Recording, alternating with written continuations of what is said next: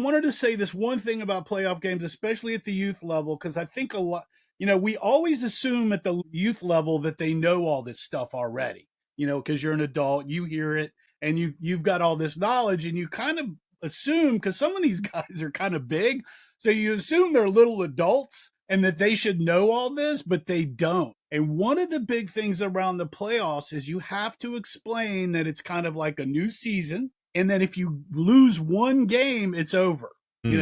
It's not like you get another game. That's it. Because a lot of young guys will go, "What? We're out?" And I'm like, "Yeah, if you lose, that season's over, and we go have our party, which is fun. But what's funner is the Super Bowl because winning is funner." So I wanted to make sure I got that statement out because I think a lot of youth players don't realize that the season actually will end if you lose a playoff game. There's not another.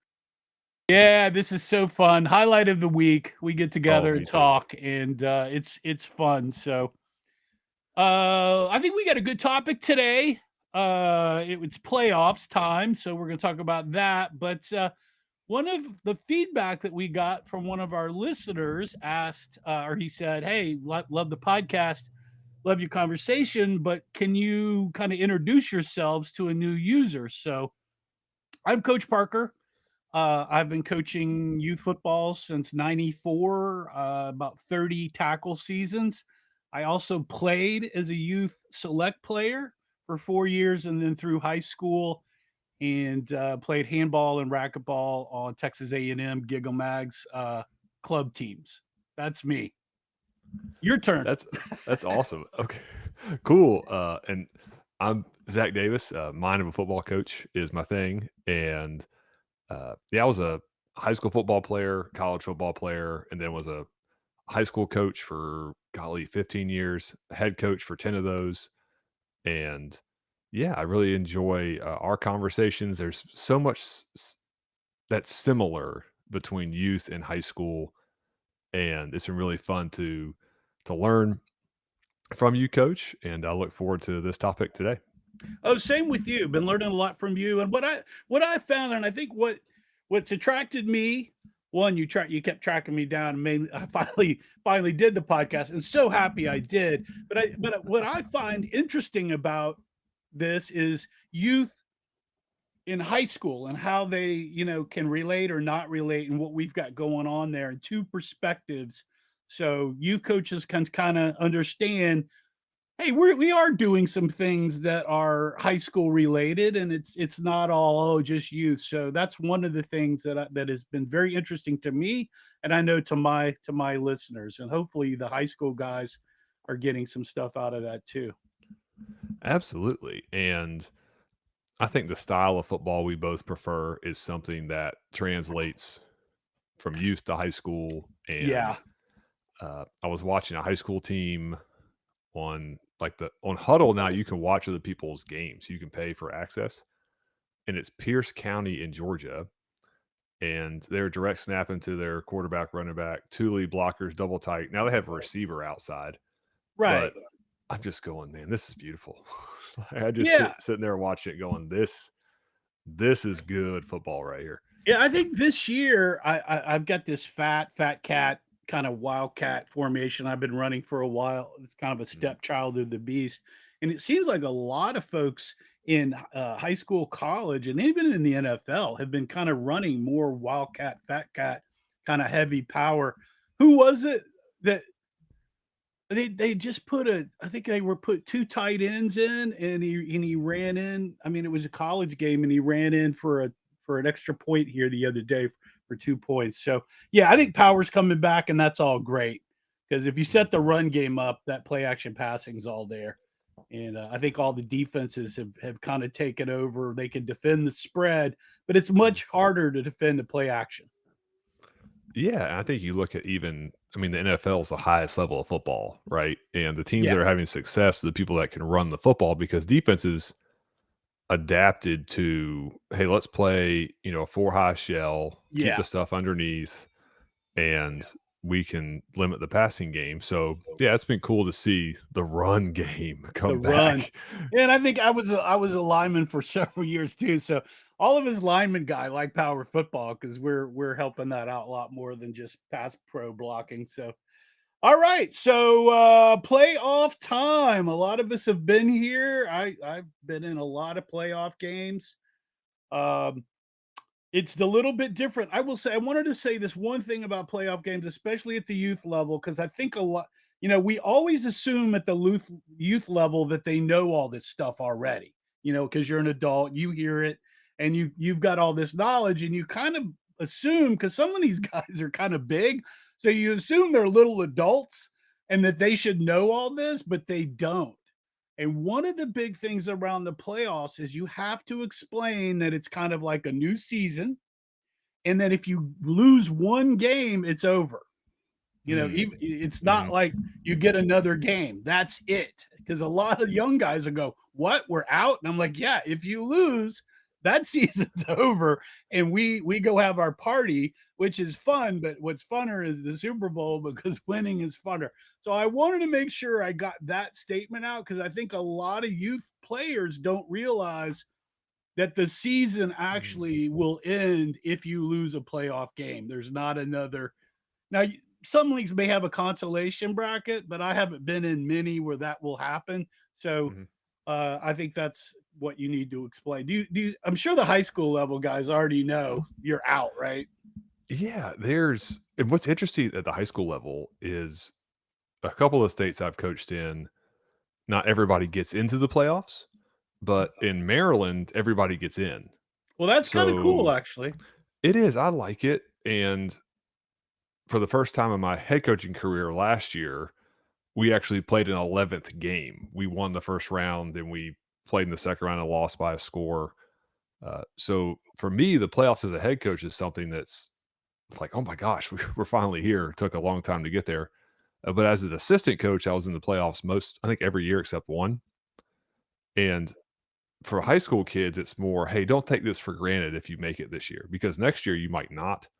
So Well, yeah, enjoy that's this, take advantage of the opportunity. Let's go get it. Let's go get isn't after it. that so true? Isn't that so true? I think the other thing, and what that you made a good point about that, that in Maryland, the playoff rules are a little bit different. That's some of this admin stuff, kind of like what my first point was, is Mhm. check your rules on the playoffs. I've had one season where they said I was out but they had changed the tiebreaker rules that season and I was actually in because of a tie Oh game or no. something. And I don't think our league wanted me to play the other league guy in the playoffs because that's how that was going to work. And we almost beat him, and he's kind of a good old boy in the system, and I was new from Texas, and I think they knew that we were going to give him a run for his money. So they kind of left me out. I think there's other things in like sometimes the lower two seeds don't play in the playoffs and the Mhm. top four seeds. Sometimes they change the bracket rules. There's all kinds of things. So make sure as a coach, I know at the youth level and all these leagues, kind of read every year. Don't take for granted they're always going to be the same. So check those rules and how that's going to work on where you're going to fit into the bracket. I think too, at the high school level, there's some application there because and I know in Maryland we use a point system. I think other states use a point system. So it is important if you know you're going to be in the playoffs, Right. which everybody is in Maryland, but other states know. But if there's a point system to have an idea, who are you going to play in the first round? Yeah, that's a Because big not deal to know your bracket. yeah, not that you want to not study for your last regular season opponent, but if you want to get ahead a little bit, it's important to know who you're probably going to play so you can get film and get sky reports ready and things of that nature. Yeah, that's great because I think there's also a thing about that is I know in youth sometimes we play teams 3 times, twice in regular season, and then you Phew, may get 3 them in times. first round of the playoffs. And if you're already in the playoff, that last game you might be playing them, and then again in the playoff. Mm, Sometimes we won't we want to win the game, but we're not going to show everything in that last final game against them because it's a no game, and maybe you have really a no game. It doesn't matter if you win or not; you're still the same seed. And so mhm. there's a lot of strategy there. What you want to do in that last game to go into that playoff game, you may be playing that team the third time. And I will say, playing a team 3 times in the season, that is tough, especially if you've already beaten them twice, Mhm. because they're definitely out for revenge in the playoffs, and your kids think, "Oh, this is going to be a piece of cake," and it's not because any given Sunday, I've been there Mhm. Mhm. too many times to lose that particular game in the first round against an opponent we've tagged. Mm. It's tough. That worked in our favor last year. So we lost to a team pretty good in the regular season, then we played them the second round of the playoffs. It'll work. I think and they took us, I think, a little lightly, Yep, and yep. we were it was a tie game in the 4th quarter, and, the ball bounces here, the ball bounces there, uh, and they ended up beating us by a score, but they beat us pretty bad earlier, so I think it helped, like I was saying, it helped us to where they maybe didn't take us as seriously. Maybe the kids did, but the coaches didn't, from what I've come to understand. And not all the coaches, just some, like, oh, we're going to be again bad. And some of the coaches on their staff were like, hey, I think they've adjusted and are a much better team, because some teams get better as the year goes on, or you get guys healthier, you change your scheme, Yeah, and you got to be yeah. wary of, hey, we beat them twice, but we're going to beat them the third time. Well, or maybe not. Yeah, that's a tough one. I've been on both sides of that. It's funny that you said about how everybody got in the playoffs from that last statement, and I forgot to say this. Out of the 30 Mm, seasons, our league, I think 1 or 2 seasons said everybody's gonna be in the playoffs, and we were like, "Oh, what about that?" But there was one team that almost got to the Super Bowl because they peaked their mm, last 2 games. They'd lost everything but figured it out.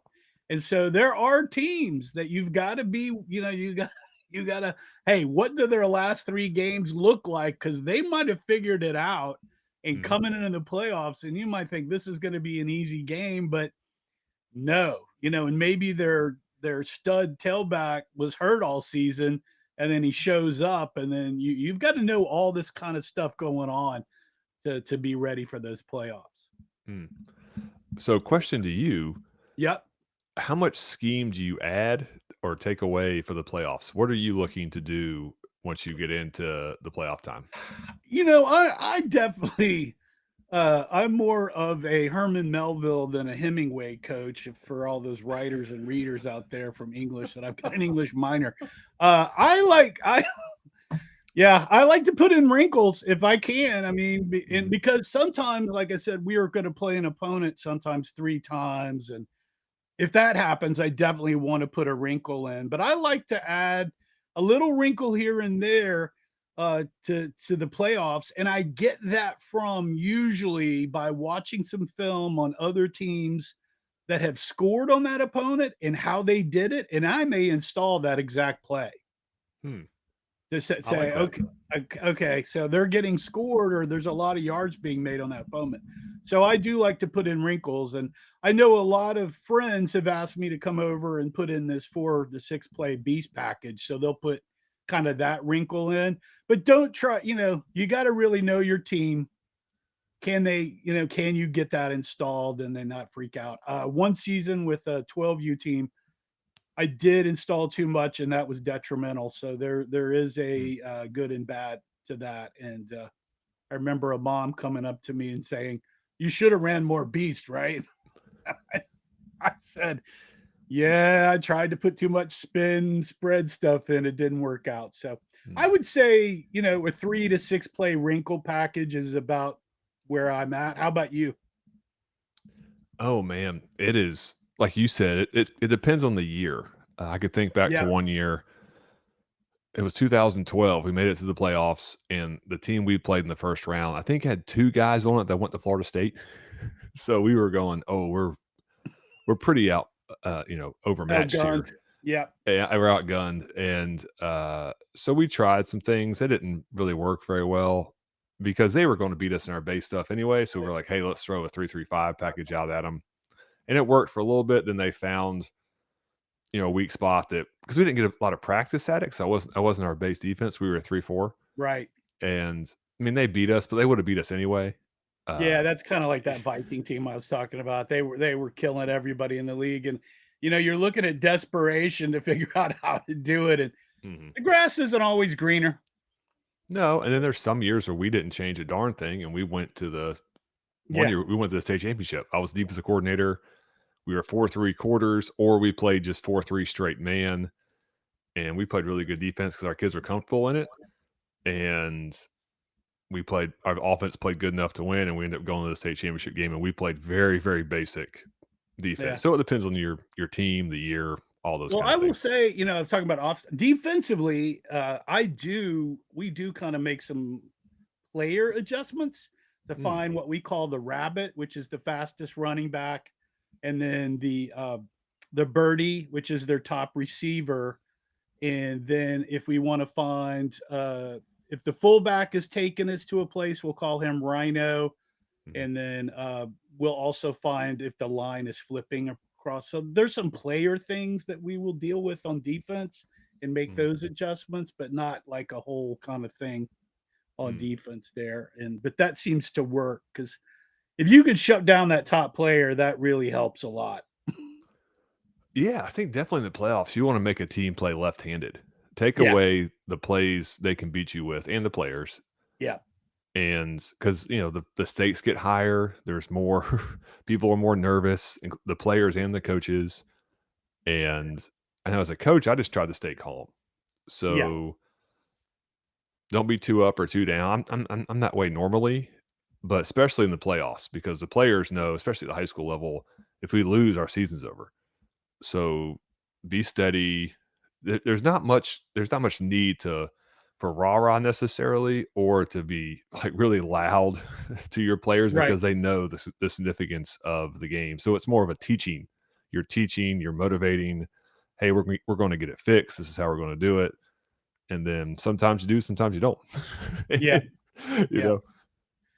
Yeah, I think in YouTube, just real quick on some of the more admin stuff, sometimes there's practice, Mhm. location changes for lights. You get actually more play time, so you kinda wanna check on that if that's gonna happen. Do you get in high school, do they let you hit more or do anything more or change things around for practice schedules? Oh man, I mean, there's state and conference limitations, but when it gets to the playoffs, I don't think you're hitting that much anyway. I mean, No, you're not really hitting. you're sharpening the sword, so to speak. Uh, but sometimes you got to find an alternate place to practice. Like if your practice field doesn't have Yeah, lights. yeah, that's usually what happens. The other thing is, kids being out. I know we run into sometimes we run into holidays like November, Thanksgiving and stuff, and some Mhm. Christmas, and youth players, parents may not be as committed at the high school at the youth level as they are at Right. high just to get a youth trophy.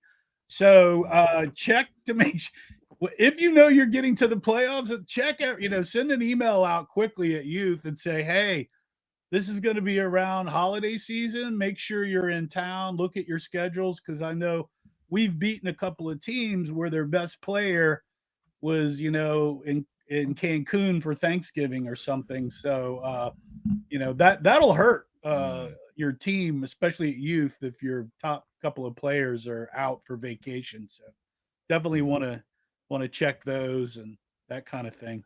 So I I'm got a sure quick you story. do. You have high school players that go off on vacation?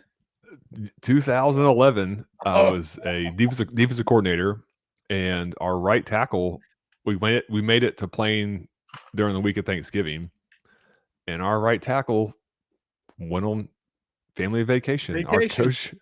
Our head You coach begged and pleaded, and the family was like, "Nope, we're going on vacation." And we ended up losing that game. We would have lost the game anyway if he had played, or if he had played, we probably still would have lost that game. The team we right. lost to won the state championship.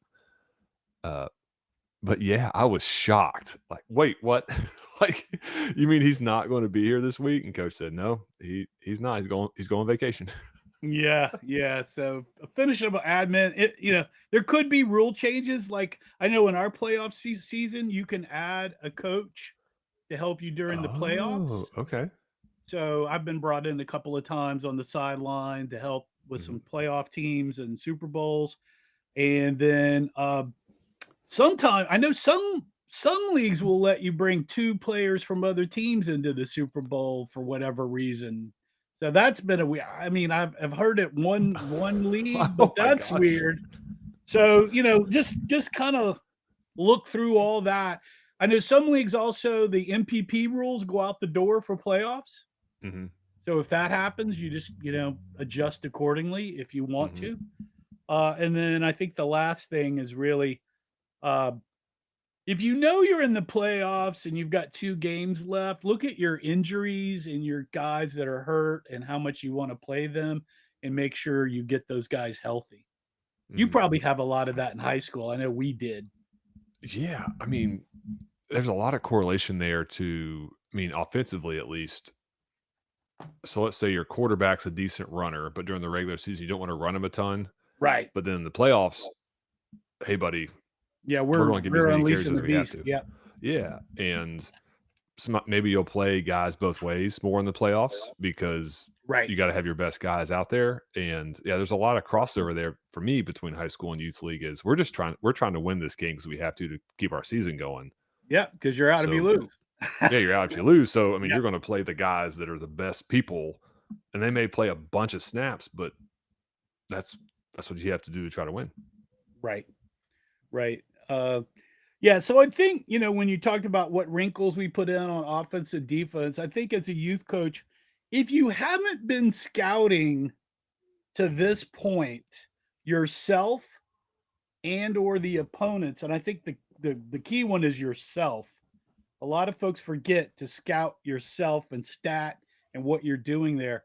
This is the time that you start doing that and going back and scouting yourself and scouting those opponents that are going to be in the playoffs and find all those tendencies and what work because I like to do that. I can narrow the playbook on what worked for us, both offense and defensively for those teams, and then add some wrinkles for those particular teams.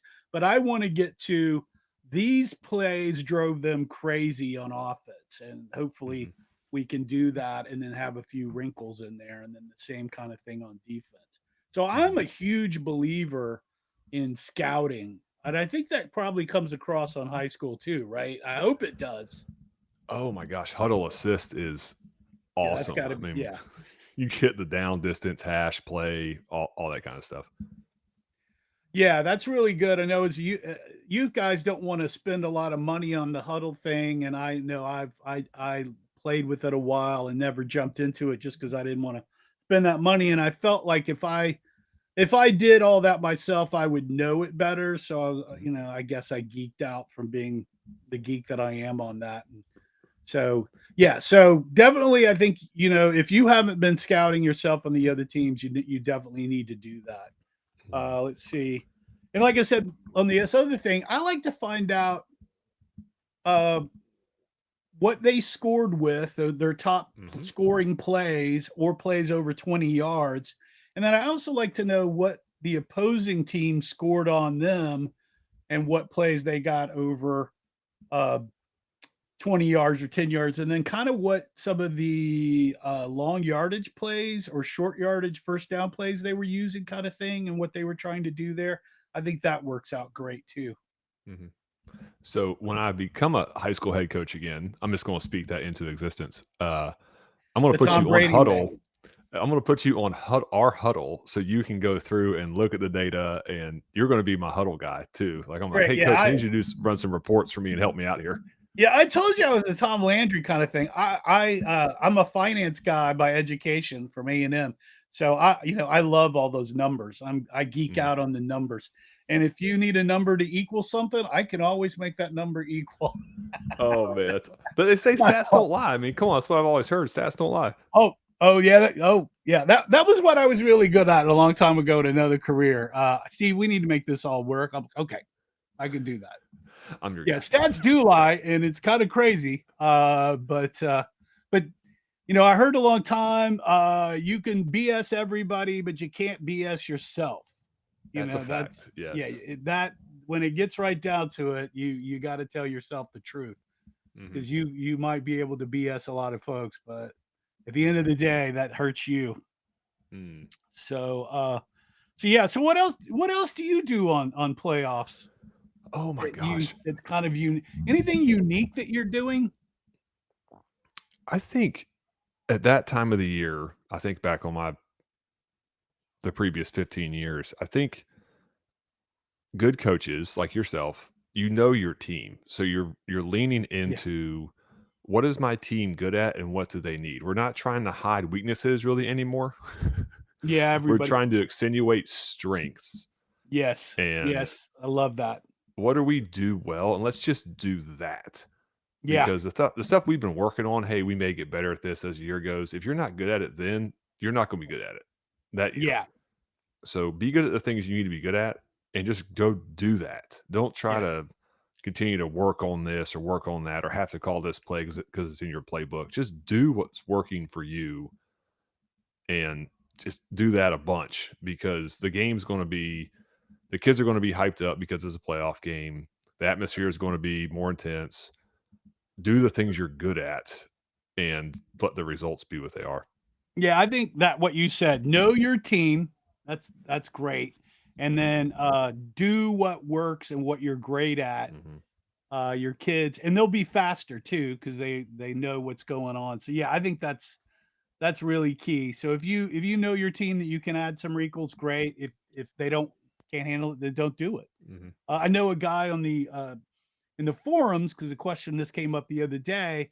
He said one of his coaches said that if he's playing an opponent that might be, significantly better, they'll kind of play more conservative and do clock management and then try to ride that wave than trying to add Hmm. anything against an opponent that is rolling through the league. What do you think about that statement in the playoffs? I am a huge fan of four corners high school football offense. So let's hold the ball, let's milk the play clock. That's what I do naturally. I think we're both on the same page there to Yeah, some degree. I mean, I want to use the play clock and yeah, try to you want to if you're in that situation, you want to be close in the second half because then the other team will start to feel the pressure because they know they're better too, but if they can't pull away, then maybe they lose some confidence, maybe they turn the ball over, and then maybe you have a chance to win the game. yeah. This is a great comment time, you guys down here. I would ask Mhm. this question, you can answer. So, how long have you actually held the ball on one drive? I think Oh my ours was gosh. 14 minutes and 36 seconds. What? 14 minutes, 36 It was like seconds? a quarter and a half against a stacked team that had beat us in the Super Bowl. Best game I've ever coached. We won it. I actually fell on the ground at the end. I was so excited. I hit the ground. I couldn't believe I was crying. Yeah, it was crazy. But yeah, so let's Mm. you can answer in a minute, but guys, coaches, how long on a drive have you held the ball time wise? Like to hear that. So how long have you think you've held the ball? Do you know? We Oh were my we were gosh. crazy happy with that. You can hear in our film, some lady goes, "Is this normal?" That's awesome. I cannot think of how long, but I can think of specific drives where we've gone 90 plus yards for Yeah. touchdowns. Yeah, that's some beautiful stuff. Yeah, so, in playoffs, everybody's asking me, "Well, what do you do against this high-powered offense?" Well, Mhm. your offense becomes a defense and do not let them get the ball, basically. Try to Mhm. hold on, and this is where power offenses like you and I love 3, 4 yards, just pound, grind it, keep the ball, no penalties, perfect play, wear their defense out, keep their offense off the deal. So if you're in that situation in the playoffs, this is the great strategy to work. I've won several Super Bowls that way. Do you agree? This is how you keep them you keep them out from scoring? Yeah, I think you have to, and I think as a coach, you're willing to go for it on 4th down. So you Oh yeah, treat yeah, like so your play calling, like when you get the 3rd down, you know you have 2 more plays, so you call it accordingly. And yeah, when I've been in a position to where I thought the other team was a lot more explosive than us, we definitely were milk the clock, run the football. A 3-yard gain is a beautiful thing, yeah, and let's just keep possessing the ball. And then, special teams too, trying to get extra possession, maybe onside kick, really work on your field goal block. Maybe you block a kick that turns the yeah. tide of the game. Those things play into it as well. And for all you guys thinking, what you're always running fourth downs, look at Andy Reid and Dan Hmm. Campbell now in the NFL. They're Hmm. using this fourth down strategy a lot. I got religion on this in the early 2000s. There was a high school coach that preached. I forget his name, but he had a YouTube video Yep. out, and he was a big high school, and he said the percentages are there. You know, if you're not within your yard line, I'm probably going for using fourth down, and I've used that. We hardly ever punt, so Mm. I think you guys are like, oh no, that's not a strategy. Yes, it is, right? I mean, do you Mhm. remember that high school guy having that talking about that? I think his first name was Kevin. I don't remember his last name. He coached in college for a minute, and then he Yeah. went back to high school. Yeah, and so Uh, all these pro coaches had kind of heard, and the younger ones have kind of come. Now Andy's not young, but I think Dan Campbell. So yeah, this right. strategy worked. So don't Absolutely. please don't send me hate email or comments No, on this no. thing. I also think too there's a flip side to that, that if your punter is really good, he's a weapon. Because Well, if you can yeah, pin them deep and your defense is good enough to get a 3 and out, you can flip field position really fast. So, I mean, it, there's that's 2 sides of the same coin. yeah, You're trying to win the game. It's just yeah. I'm how do glad you you go about said doing it? that because in high school you probably have that. Mhm. At youth, we're not really getting those punters that punt. We're Right. rugby punting, trying to Mhm. get it out of bounds. We're really scared of punting it down the middle of the field, kind of like the LSU coach ripped his special teams coordinator and punter for kicking down the middle of the field for the Aggies. So we're not getting that guy. But if you do, we've had a few U teams that had that Mhm. guy. Yeah, that's a beautiful thing to flip the field. But Mhm. it is rare. It's been rare for us for me to have that punter, so I'm not. But I'm sure in high school, Mhm. yeah, we had a punter I in high school that could do it. So yes, it works. use him. I think too for the playoffs, when when I've coached these past 15 whatever years, the 2 special teams I was always really big on were punt and kickoff because the other team can score. So if you don't give up scores on those, you're going to give yourself a better chance to win. So those are 2 that you have to play your best people on. Don't sub Oh my god. people on those that can't tackle or can't run. Don't do that because you can give up a score or a big gain really, really quickly. So I'm glad you said that. So I've lost 3 semi-playoff games on muffed punts when we've Oh, already told the kids we're never touch the ball. We're not going to touch the oh. ball, but they get excited and they back up Mm, or they'll do. And yeah, so that'll really give you a heart attack. So there's some things on that. So you want to look at that. yes. Uh, Mm, we don't punt a lot, but punt when it's strategic. We were on the 3. We punted to the 25 out of bounds. We won that mm. particular game. So that, and then be careful at the youth level in playoffs, kicking deep to their top player because Yeah, that never is do like, that. Don't yeah, do that. never do Never that. do that. Never do that. I'm a big on onside kicks to my sideline with some gunner, some things there where I'd rather it go out of bounds kind of thing. Because in Mhm, youth, if it goes out of bounds, they may put you at the 45 or 50 or whatever. And usually the return, if you kick deep, is either there or a touchdown. So you're not really gaining anything if you kick deep.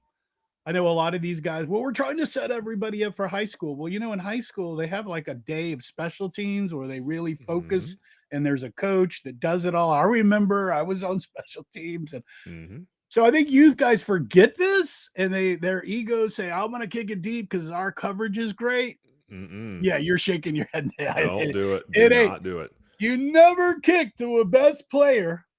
And Mm-mm. even guys, if you're onside kicking, if they've scouted you and they flip their best player to where you're going to kick that onside kick. So we have Reggie, which means that's our regular kick. We have Opie, which will flip real quick, and we have Mickey. So we can Mhm, go middle, opposite, or so when we see that, you can quickly move. So make sure in the playoffs, your kick team can quickly make an adjustment for that because you don't want to kick that ball right to their best player, right? mhm. Oh, absolutely. My as a head coach, I hate we never I say not never, but rarely ever did ball in the middle, 5 on each side, kick it down the middle, or even directional kick. I like ball in the hash, 6 people to the field, 4 the boundary, your best 4 dudes on your team Yeah, that can run and same tackle, stuff, right. Yep, to the boundary, kick the ball to the numbers, Yep. and pin them Pin pin them them, to the sideline. Yeah, punt and kickoff, pin them to the both. sideline. Yes. Both. Yes, exactly. Put them between the number and the ladder. If it goes Mhm. out, hey, that's almost better than a return. Yeah, that really at the youth level. So that's a huge. I think that really hit the nail on the special teams. I think as a youth coach, scout them, know that they're going to kick to their sideline, Mhm. align your best guys over there, have a couple of good guys. But uh, I know a lot of guys are always asking me, our special team guys are always fumbling the ball. I'm like, well, do you have your MPPs and linemen on the front line? And they're like, yeah. And I'm like, well, take them off. Take 'em. It's a personnel thing, man. Don't put people that can't catch the ball there. I think it's Christensen. He's got a drill book, but in the back of that, he's got some special team stuff. And in that book, he talks about, and that's, I guess, about 15 years ago when I got that book, he goes, no linemen, they're all skill players or linemen that have great hands, like a center or somebody, but all hands guys on all Always. kickoffs, Yes. not just on sides. You should always have all your hands guys. And that is a correct statement. Now, I know some of us were trying to hide a guy. So if you try to hide it, watch the film, figure out where they don't kick, put that guy on the other side and hide him. He may be even the deep guy because they onside kick all the time, right? Right, right. So, Yeah. so, so yeah. So be careful. Be careful of that. That's beautiful, coach. Man, I think we've covered a lot of ground in this podcast. I think anybody who's going to the playoffs knows the things to do and the things to avoid. That's for sure. Yeah, yeah. You got anything else, or we've hit it enough, or I think this is good, coach. I think you have so much wisdom. I love listening to you talk and just hearing what like these years of experience that you've built up just oh, comes out. It's oh man, this is so good. I really appreciate it. Yeah, I love talking to you too. There's a whole article and video over at coachparker.org on the blog. You can search it for playoffs and you can read a lot of what we've just talked about here and Mhm. kind of use this podcast and that together. And good luck if you're in the playoffs. Uh, go get them. Go get them. Go go win because winning is funner, right, coach? Yeah, remember to play for fun and winning is funner. Hey, it was great to talk to you, everybody. Great to talk to you, Zach. We'll see It's you always next fun. week.